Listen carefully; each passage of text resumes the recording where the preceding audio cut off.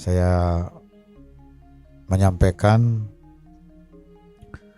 kebijakan berkaitan dengan upaya untuk penanganan masalah sampah yang dituangkan dalam Surat Edaran Gubernur Bali nomor 9 tahun 2025 tentang Gerakan Bali Bersih Sampah. Adapun yang menjadi pertimbangan adalah nomor 1, kewajiban melestarikan ekosistem alam, manusia dan kebudayaan Bali berdasarkan nilai-nilai kearifan lokal Satkerti sesuai visi Nangun Satkerti Loka Bali melalui pola pembangunan semesta berencana dalam Bali era baru tahun 2025-2030. Jadi memang kearifan lokal sudah mewariskan suatu kewajiban untuk menjaga kelestarian alam lingkungan. Hal kedua adalah Bali merupakan destinasi utama pariwisata yang harus memberi kenyamanan bagi wisatawan guna mewujudkan pariwisata Bali berbasis budaya, berkualitas dan bermartabat. Dan pertimbangan yang ketiga, pengelolaan sampah di Provinsi Bali belum berjalan dengan optimal yang berdampak negatif terhadap ekosistem alam, manusia dan kebudayaan Bali, sehingga sudah sangat mendesak diberlakukan kebijakan pengelolaan sampah berbasis sumber dan pembatasan penggunaan plastik sekali pakai yang dituangkan dalam Surat Edaran Gubernur Bali tentang Gerakan Bali Bersih Sampah. Dasar hukumnya ada 12 aturan, tapi saya sebut beberapa saja. Yang pertama adalah Undang-Undang Nomor 18 Tahun 2008 tentang Pengelolaan Sampah. Kemudian Peraturan Daerah Provinsi Bali Nomor 5 Tahun 2011 tentang Pengelolaan Sampah. Peraturan Daerah Provinsi Bali Nomor 1 Tahun 2017 tentang Pelindungan dan Pengelolaan Lingkungan Hidup. Kemudian Peraturan Gubernur Bali Nomor 97 Tahun 2018 tentang Pembatasan Timbulan Sampah Plastik Sekali Pakai. Kemudian Peraturan Gubernur Bali Nomor 47 Tahun 2019 tentang Pengelolaan Sampah Berbasis Sumber. Peraturan Gubernur Bali Nomor 24 Tahun 2020 tentang Pelindungan Danau, Mata Air, Sungai dan Laut. Kemudian yang penting sekali terakhir ini adalah Surat Edaran Menteri Lingkungan Hidup Kepala Badan Pengendalian Lingkungan Hidup Nomor 2 Tahun 2024 tentang Gerakan Gaya Hidup Sadar Sampah. Ini dasar hukumnya.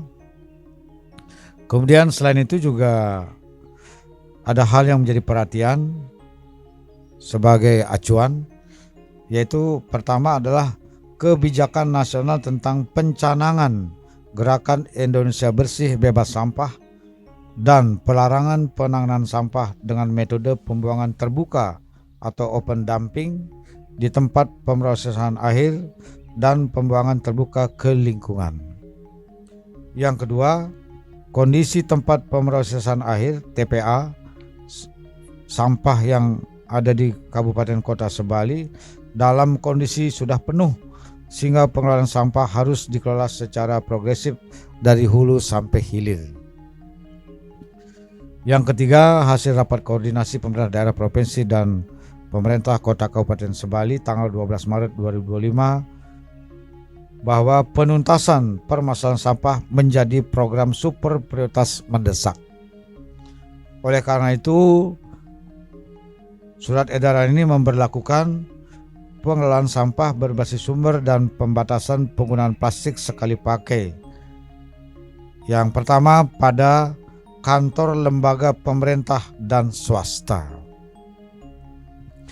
Pada intinya adalah kantor lembaga pemerintah dan swasta wajib membentuk unit pengelola sampah untuk mengelola sampah berbasis sumber dan melakukan pembatasan penggunaan plastik sekali pakai. Yang kedua, tidak menggunakan plastik sekali pakai seperti kantong plastik, atau tas kresek, sedotan plastik, styrofoam, dan produk atau minuman kemasan plastik dalam berbagai kegiatan di kantor lembaga pemerintah dan swasta. Kemudian yang ketiga, menggunakan produk pengganti plastik sekali pakai yang ramah lingkungan. Yang keempat, menerapkan sistem reuse dan refill di area kantor lembaga pemerintah dan swasta untuk membatasi penggunaan plastik sekali pakai. 5. Melakukan pemilihan sampah dari sumbernya menjadi kategori organik, anorganik, daur ulang, dan residu. 6. Melakukan pengolahan sampah organik dengan pengomposan, maggot, pakan ternak, tebe modern, atau pola lain. 7. Melakukan pengolahan sampah anorganik sebagai material daur ulang, bekerjasama dengan pihak ketiga, pengumpul material anorganik atau pihak pendaur ulang. 8. Pengangkutan sampah ke TPA hanya untuk sampah residu. 9. Kantor lembaga pemerintah dan swasta sudah harus melakukan pembatasan penggunaan plastik sekali pakai sejak surat edaran ini ditetapkan. Dan 10. Kantor lembaga pemerintah dan swasta sudah harus melakukan pengelolaan sampah berbasis sumber paling lambat tanggal 1 Januari 2026. Hal yang sama diberlakukan untuk desa, kelurahan, dan desa adat. Dengan tambahan, desa atau kelurahan dan desa adat wajib melaksanakan program pengelolaan sampah berbasis sumber, menyelesaikan secara tuntas di desa, kelurahan, dan desa adat dengan slogan "Desaku bersih tanpa mengotori desa lain". Juga tidak boleh menggunakan plastik sekali pakai. Kepala desa wajib membuat peraturan desa dan bendesa adat wajib membuat pararem yang mengatur pengelolaan sampah berbasis sumber dan pembatasan penggunaan plastik sekali pakai. Kemudian tambahan yang lain untuk desa dan kelurahan adalah desa, kelurahan, dan desa adat wajib melakukan pemilihan sampah di masing-masing rumah tangga menjadi kategori organik, bukan organik, dan residu. Penyelenggaraan pengangkutan sampah secara terpisah dan terjadwal menurut kategori sampah organik, bukan organik, dan residu. Membentuk kader lingkungan untuk mensosialisasikan program pengelolaan sampah berbasis sumber dan pembatasan penggunaan plastik sekali pakai di desa, kelurahan, dan desa adat. Menyediakan sarana prasarana pengelolaan sampah di desa, kelurahan, dan desa adat. Kemudian yang juga penting adalah pembiayaan pembangunan dan pengoperasian unit pengelolaan sampah seperti TPS 3R atau pola lain wajib dialokasikan dalam APBDes yang bersumber dari APBN atau dana desa, dana bagi hasil yang masuk ke desa, pendapatan asli desa, dan atau sumber lain yang sah dan tidak mengikat. Dan yang terakhir adalah kepala desa, lurah agar membentuk tim terpadu terdiri dari bendesa adat, Babinsa, dan Babin Kamtibmas untuk melaksanakan pengelolaan sampah berbasis sumber dan pembatasan penggunaan plastik sekali pakai. Yang lain tentunya sama. Yang ketiga, untuk pelaku usaha seperti hotel, pusat perbelanjaan, restoran, dan kafe. Sama prinsipnya seperti kantor tadi dan juga desa. Jadi harus punya unit pengelolaan sampah. Semuanya sama. Jadi hotel sekarang harus tertib memiliki unit pengelolaan sampah dan menyelesaikan sampahnya sendiri. Kemudian juga berlaku untuk lembaga pendidikan, perguruan tinggi, sekolah, dan lembaga pelatihan. Juga sama yang diberlakukan ketentuannya. Kemudian yang berikut adalah pasar. Jadi pasar ini harus lebih tertib lagi sekarang, terutama kaitannya dengan penggunaan plastik sekali pakai. Karena di pasar itu terlalu banyak penggunaan tas kresek yang begitu tak terkendali sehingga wajah pasar itu jadi kurang bagus. Di samping itu juga pengelolaan sampah berbasis sumber harus dilaksanakan. Jadi semua harus tertib sekarang. Begitu juga tempat ibadah diberlakukan hal yang sama. Jadi ada 6 kebijakan pengelolaan sampah berbasis sumber dan pembatasan penggunaan plastik sekali pakai ini. Yang pertama adalah kantor pemerintah dan swasta, yang kedua desa, kelurahan dan desa adat, yang ketiga adalah pelaku usaha, hotel, restoran, kemudian kafe, kemudian yang keempat adalah lembaga pendidikan, yang kelima adalah pasar, yang keenam tempat ibadah. Itu yang menjadi sasaran lokus berlakunya kebijakan pengelolaan sampah berbasis sumber dan pembatasan penggunaan plastik sekali pakai. Kemudian juga dalam surat edaran ini diatur larangan serta pengawasan. Nomor 1, setiap orang dilarang membuang sampah tidak pada tempat yang telah ditentukan yang berpotensi mencemari tempat umum, danau, mata air, sungai, dan laut. 2, setiap orang dilarang membuang sampah sisa upakara ke media lingkungan. 3, setiap orang dilarang membakar sampah yang tidak sesuai dengan persyaratan teknis pengelolaan sampah. Yang keempat, ini yang penting, setiap lembaga usaha dilarang memproduksi air minum kemasan plastik sekali pakai dengan volume kurang dari 1 liter di wilayah Provinsi Bali. Yang kelima, setiap distributor atau pemasok dilarang mendistribusikan produk atau minuman kemasan plastik sekali pakai di wilayah Provinsi Bali. 6, setiap pelaku usaha atau kegiatan apapun di wilayah Provinsi Bali dilarang menyediakan plastik sekali pakai. 7, masyarakat agar bersama-sama berperan aktif melaksanakan dan mengawasi pelaksanaan pengelolaan sampah berbasis sumber dan pembatasan penggunaan plastik sekali pakai.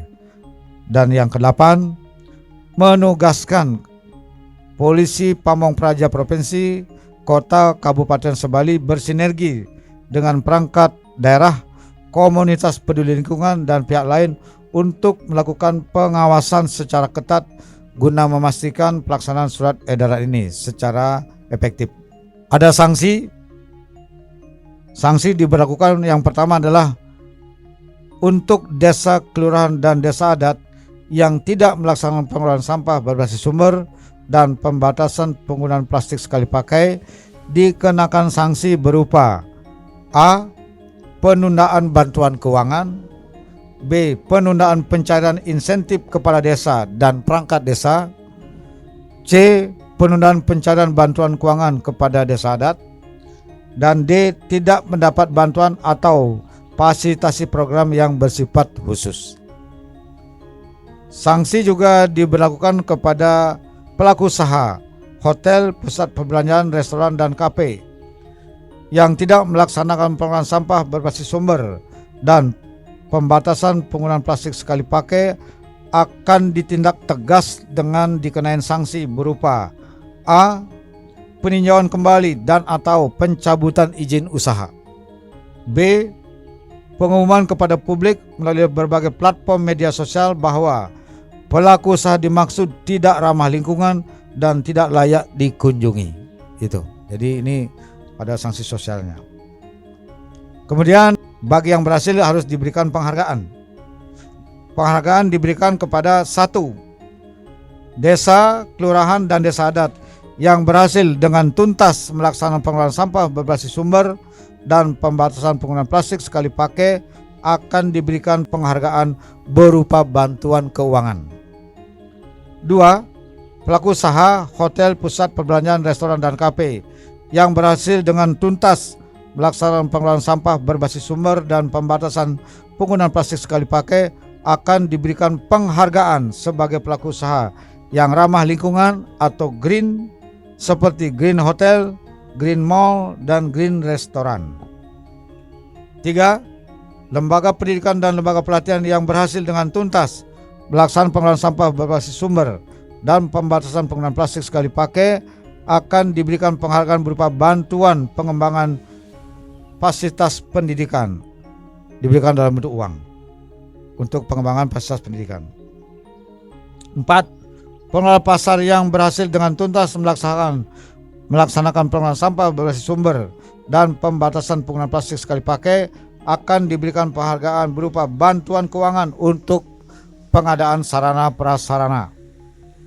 Yang kelima, pengelola tempat ibadah, pengurus atau pengompon yang berhasil dengan tuntas melaksanakan pengelolaan sampah berbasis sumber dan pembatasan penggunaan plastik sekali pakai akan diberikan penghargaan berupa uang untuk pengadaan sarana dan prasarana.